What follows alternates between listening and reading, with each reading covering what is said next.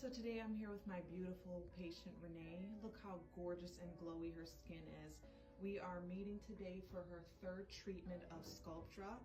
So Renee, tell me something that you have noticed with your skin since your last Sculptra treatment.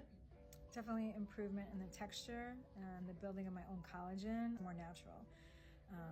The difference in the lifting and, you know, the softening of the lines. So I love it. It's one of my favorite treatments. Your skin is glowy. Your cheekbones just look so phenomenal from that treatment. How painful would you say the treatment is? On a scale of 1 to 10, you're saying? For me, maybe like a 3.5. You know? And what would you say was the most uncomfortable part of that? Really only the pressure. Okay. Yeah, that's a slight pressure that I feel as you're, you know, going through, you know.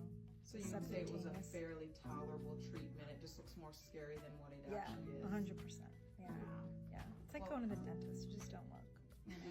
Thank you for being so open and honest about your treatment. Our motto here with Sculptra is that unlike fillers that you rent, Sculptra you actually own because you're stimulating your own collagen. So it works behind the scenes and gives you that glow in the future. Thank